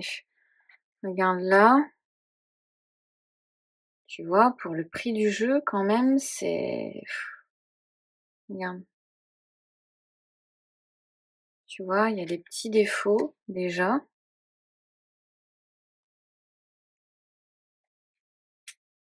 Ouais. Après, je suis très tatillonne, mais je connais la valeur du jeu. Et du coup, je m'autorise à être tatillonne parce que je sais qu'il coûte très cher. Alors, sur les côtés, ça va. C'est plutôt sur le dessus, là. Voilà. Je suis honnête, hein, parce que si tu as envie d'acheter le jeu, vu qu'il n'est pas donné, mieux vaut ne pas être déçu. Donc, bon. Alors oui, le cardstock a l'air... il est épais, mais c'est parce qu'il y a plus de 78 cartes. Voilà, il y a 94 cartes. Donc, c'est normal qu'il paraisse plus épais que la normale, entre guillemets. Ah, ça commence par la suite des bâtons. Ok. Ok, ok. Donc j'ai découvert ce jeu chez Céline, comme beaucoup d'entre vous, je pense. Ça a été mon... Alors j'adore le Paul's Moon, mais j'ai quand même une préférence depuis le début pour celui-là. Et bon, bah clairement, depuis que la créatrice a flambé les prix, c'était hors de question que je mette plus de 300 € dans dans un tarot, ça c'était clair et net. Même en tant que fan absolue, je ne mettrais pas 300 € pour un jeu, surtout un jeu qui vient juste d'être out of stock et comment dire? Et un jeu dont la créatrice a participé au FOMO aussi, hein, donc voilà. Je t'invite à aller, voir la chaîne, et la vidéo YouTube de Eva Dorage qui en parle aussi, qui parle aussi de son expérience d'achat avec, la créatrice et la vendeuse, qui est pas très, très cool, on va pas se mentir. Donc j'espère que je vais pas ressentir ce genre d'énergie et que je vais réussir à faire abstraction. Ça restait celui-là malgré tout un goal carto pour moi et en plus le Paul's Moon, moi je te conseille pas du tout, de l'acheter à des prix comme ça parce qu'il va ressortir. Il va ressortir, elle l'a dit, sous une autre forme, sous un autre format qu'actuellement. Voilà, ça sera peut-être pas le même cardstock, ça sera peut-être pas le même coffret, pas les mêmes tranches ou la même qualité de carte, mais il va, ressortir, fin d'année, voire l'année prochaine. Donc sois patient, patiente, c'est un de mes conseils parce que, mettre 300 boules dans un jeu et le voir sortir un an après, je pense il ça vaut peut-être pas le coup. Donc on commence avec la suite des bâtons. Donc c'est un jeu à l'énergie, très terre, j'ai envie de te dire, mais voilà, c'est le Medieval Earth Tarot. Ambiance médiévale du coup, ambiance très pieuse, voilà, ça commence dès le début ici avec l'as de bâton, on voit une croix, on voit des anges, voilà, qui avec un mouton, ça d'ailleurs c'est un peu dégueu quand même parce que le mouton il saigne et il fait une offrande au dieu j'imagine, à Dieu, puisque son sang est versé dans une coupe. Voilà, on dirait qu'ils font une sorte de rituel là, eux ils ont un livre ouvert, comme s'ils étaient en train de prier. Voilà. Ah j'aime trop, c'est un petit peu blafard d'ailleurs, je vais peut-être faire un zoom pour que tu vois bien. On C'est un blafard comme ça, assez, ses visages assez fermés. C'est, typique, je trouve, de l'époque médiévale, Renaissance et cetera. On a souvent ce genre de visage, assez fermé, mais il y a quand même des choses qui se passent. On arrive quand même à y lire des émotions là sur ces visages. 3 de bâton. Le cardstock, il est quand même, cool, il est solide, enfin il a l'air. Je parle pas des tranches, hein, bien sûr, mais le cardstock, ouais, c'est un peu le même cardstock que le Rosabelle Tarot, je dirais. Ouais, c'est ça, c'est le même cardstock que le Rosabelle, je pense. Bon, j'ai pas envie de te dire de bêtises. Sauf que les tranches du Rosabelle, elles tiennent quand même. Elles tiennent quand même bien. Après, bon, c'est pas le jeu d'Ina que j'utilise le plus, hein, chez moi. Je l'aime beaucoup, mais c'est pas du tout un de mes préférés. Ouais, c'est le même cardstock. Peut-être que celui d'Ina est un peu moins souple. Oh, quoique. Non, même robustesse, mais celui-là, il est un peu plus épais en fait. Ouais, j'ai l'impression quand il est un peu plus lourd, quoi, un peu plus épais. Mais sinon, le toucher, la sensation du toucher, c'est la même chose que le Rosabelle.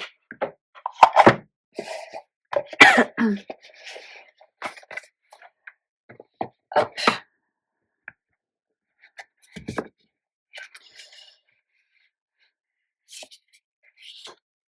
Oh, elle a pas l'air commode celle-ci. On dirait un peu la belle-mère là dans Cendrillon avec ses deux filles aigries.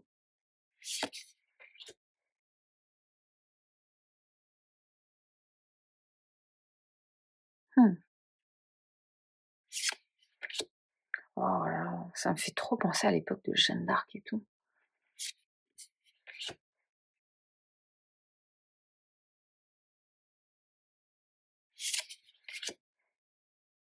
Oh là, c'est dur.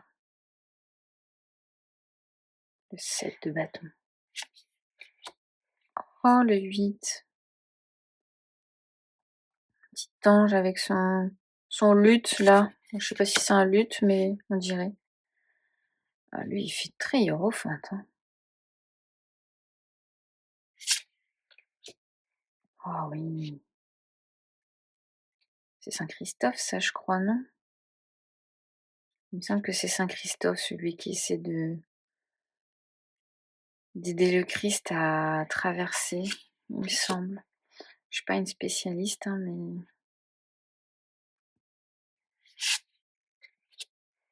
Oh, ce chien-là. Le valet de bâton. C'est rare d'avoir un valet aussi âgé. J'ai pas beaucoup de personnes âgées dans les valets. Cavalier qui fait âgé aussi, hein. On est loin de la fougue, mais s'il est habillé comme ça, c'est qu'il sait aussi, lui, être aussi fougueux qu'un cavalier de bâton. Oh, elle est inspirante, elle, hein. Oh, j'aime bien ce roi.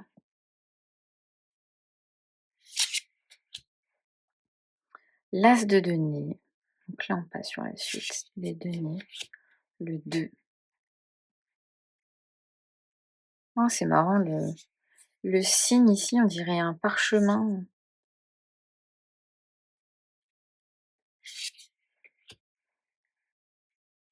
Ah, j'aime bien ce 3 de denier.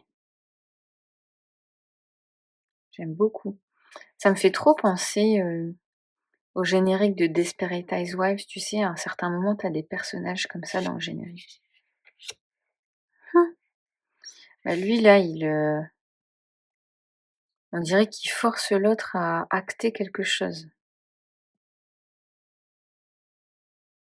On dirait qu'il est chez le notaire et qu'il protège ses biens. Oh, le 5 de denier, il fait mal au cœur. On voit cette maman galérer là à porter tous ces trucs. Et ici, on soupçonne le bras, la main de quelqu'un qui est beaucoup plus aisé.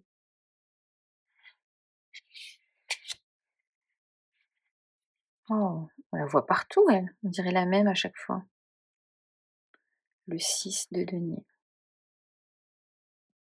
On dirait trop qu'elle est en mission, tu vois, pour lui, qu'il la récompense en échange de quelque chose. Ça me fait vachement penser à Lord Varys dans Game of Thrones. Lui, ça serait Lord Varys. Et tu sais, quand il a ce qu'il appelle ses petits oiseaux, c'est les enfants qui viennent lui apporter les commérages de, de Westeros, en fait. Ça me fait vachement penser à ça.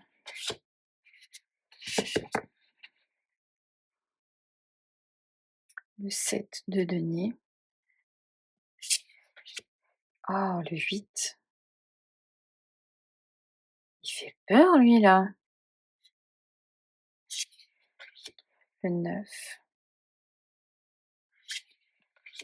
Oh, ce 10, je l'aime trop. Il fait partie... Oh là là, j'ai des frissons. Ouf, ouf, j'ai des frissons. Il est sur le site en carte de présentation. Enfin, tu sais, tu peux voir plusieurs cartes et il est sur le site. Elle est sur le site, cette carte. Et je crois que c'est une de mes cartes favorites. Alors après, je les ai pas toutes vues non plus. Enfin, je les ai pas toutes en tête, mais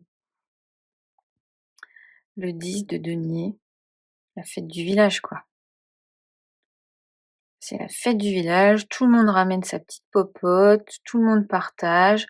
Genre moi je sais faire du pain, donc je ramène du pain. Moi je sais faire des gâteaux, donc je ramène les gâteaux. Moi je sais chasser, donc je ramène ma petite viande. Ça fait vraiment fête du village à l'ancienne. Comme si je connaissais, tu sais. Le valet de denier. Je sais pas ce que ça veut dire ça, cette inscription, donc ça serait intéressant d'aller chercher ce que ça veut dire. Le cavalier de denier, bah dis donc, il fait la cour à mademoiselle, lui.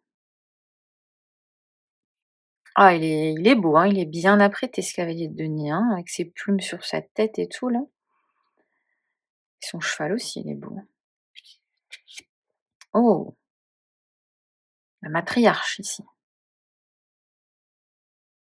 Alors elle voit tout, elle sait tout. Ouais, je la vois bien comme ça. Regarde.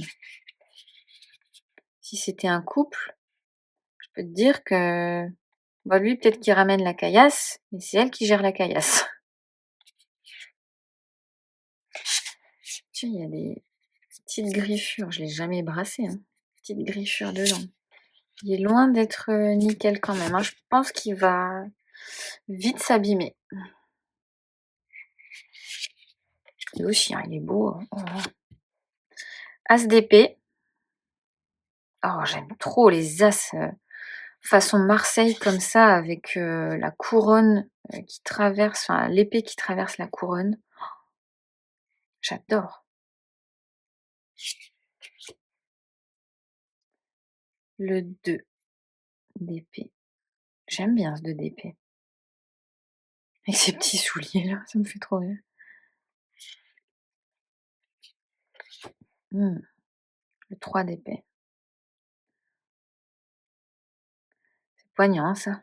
Enfin, sans mauvais jeu de mots. Ah ouais, ça me ouh, ça me donne des frissons encore une fois. J'ai pas souvent de frissons comme ça faisait longtemps que ça m'était pas arrivé. En fait, je suis pas en extase devant les cartes, mais elles me procurent vraiment des sensations particulières. Le 4 d'épée. Elle est très connue, non, cette image? Je pense que c'est des œuvres d'art, non? Je pense pas que oh mon Dieu. Ah celle-là, le 5 d'épée là, elle va se faire, trancher la tête la pauvre. Eux, ils continuent leur life, hein, ils en ont rien à faire. Comme si c'était normal, tu sais? Ah, j'aime bien ce navire, le 6 d'épée.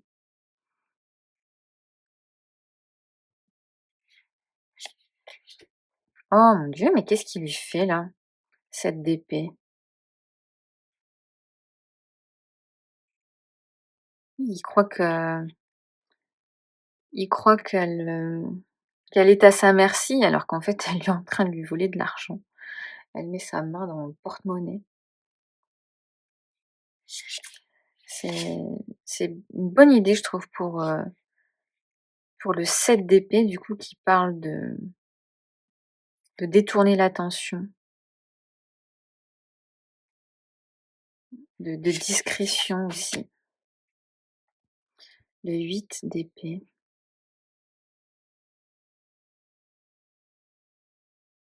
Mmh. Je pense qu'avec ce jeu, ce qui va être intéressant, c'est d'aller interroger les cartes pour sonder un petit peu leur histoire. Par exemple, qu'est-ce qu'elle veut vraiment dire cette carte? Tu vois? Le 9 d'épée, avec ce monstre, qui avale, un homme, mais il y a un diable ici. C'est comme si, je vais me faire, c'est comme si, le monstre amenait cet homme, devant le diable et lui souffle quelque chose là, tu vois? Alors hop, le 9 d'épée. Ah c'est dur aussi ce 9 d'épée. On sent le désespoir ici. Oh, mais il y a 2 neufs. OK, il y a 2 neufs. Elle est dure celle-là. Elle est dure, mais elle est tellement originale. Elle pleure, elle tient le cadavre, dans ses oh! Je cache aussi parce que j'ai peur de me faire ban aussi sur ce genre de le 10, le valet. C'est trop marrant, on dirait des yeux sur le livre.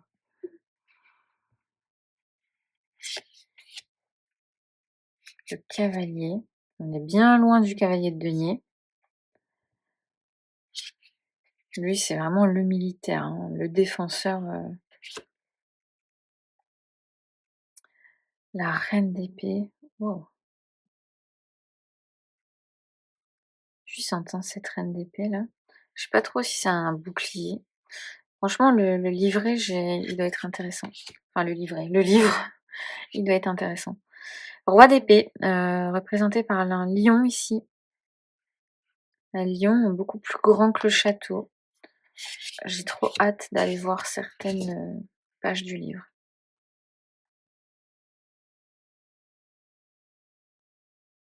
Même là, tu vois, toute cette inscription, qu'est-ce que ça veut dire? C'est rare d'avoir une couronne sur un as de coupe, sur un cœur de coupe. Hop. Oh, j'aime trop ce 2 de coupe. Bon, de toute façon, moi, la suite des coupes, c'est ma suite préférée. Très très rare d'ailleurs que je fasse des tirages pour moi sans coupe. Oh, je l'aime trop lui. Oh là là. Le 5, oh, le 6, le 7, 8,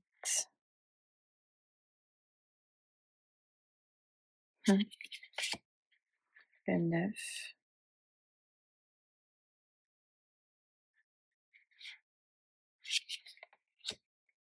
Ça, c'est ce 9 de coupe, il parle d'excès, là, j'ai l'impression. On se laisse vivre, on se laisse aller dans l'excès, et cetera. J'ai l'impression qu'ils sont tous ivres. Le 10 de coupe.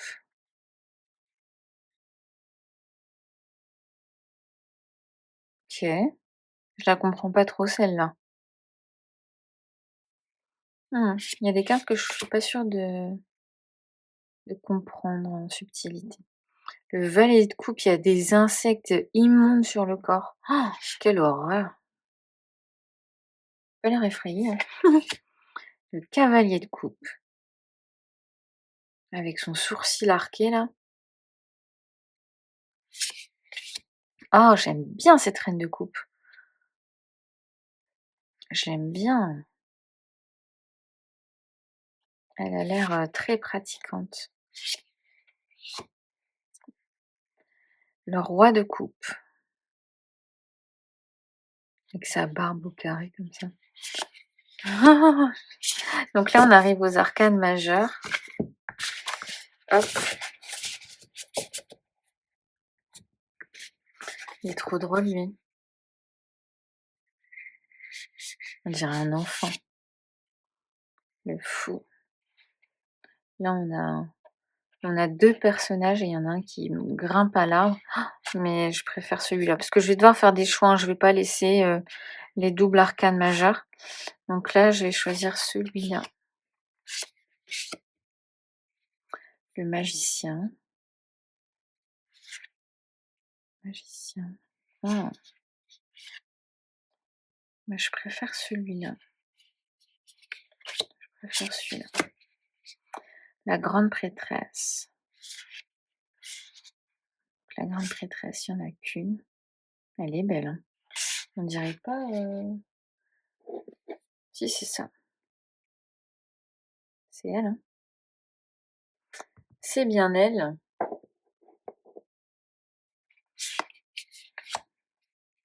L'impératrice entourée d'enfants. L'empereur.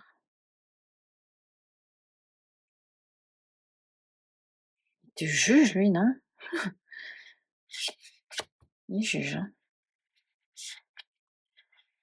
Le hiérophante. Ouais, il est trop beau, le hiérophante.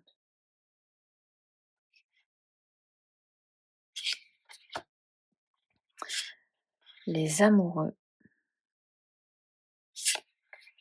Le chariot.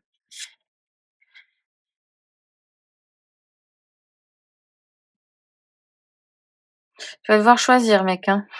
C'est un amoureux déguisé dans un char, là.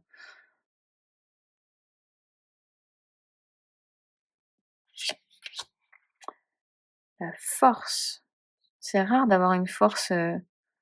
Il coupe les griffes du lion. Tu vois, là, il y a une patte sans griffes. Et là, du coup, il est en train de lui couper. les griffes, comme si sans ses griffes, il devenait inoffensif. Ah bah là, il y a 2 quarts de la force. Oh là là, qu'est-ce que je vais choisir? C'est marrant, on dirait, Artémis. Ah, je sais pas.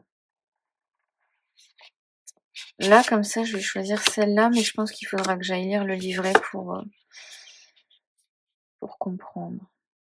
L'ermite. Oh, il y en a 2. Alors, je vais prendre celui-là parce que, tu vois, il y a des images qui sont un peu floues. Alors, ça se voit moins à la caméra, mais à l'œil nu, ça se voit un peu. Et je préfère les images pas floues. La roue de fortune. Trop intéressant, ça. Trop intéressant.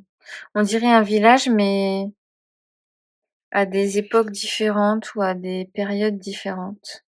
Comme si c'était des saisons, tu sais, et qu'à chaque mois, on va dire, chaque moment, chaque moment était dédié à quelque chose. La justice. Donc il y a 2 justices, hein. Oh, c'est dur de choisir parfois. Oh là là, c'est dur. Je pense que je vais quand même choisir celle-là. Les pendus. Oh, il y en a 2 aussi. Oh, je l'aime trop lui. Il me fait rire. Je crois que Céline elle avait fait un post Insta sur lui. Il me fait bien rire. Alors la mort, il y a pas mal de cartes sur la mort. Ah, j'aime bien cette idée de. Tu vois, on a une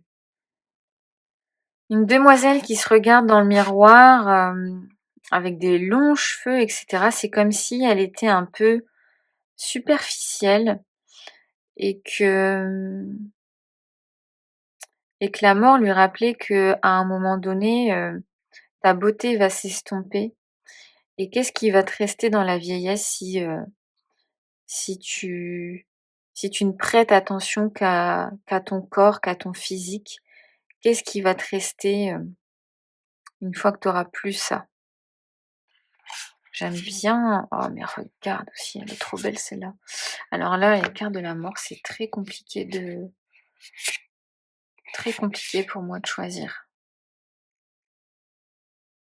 Celle-là est très, très, très belle. Mais j'aime bien l'idée du temps qui passe aussi, mais je vais prendre celle-là. Tempérance. Oh, le diable. Diable, il y en a plusieurs, il y en a 2. J'aime bien celui-là. La tour. L'étoile.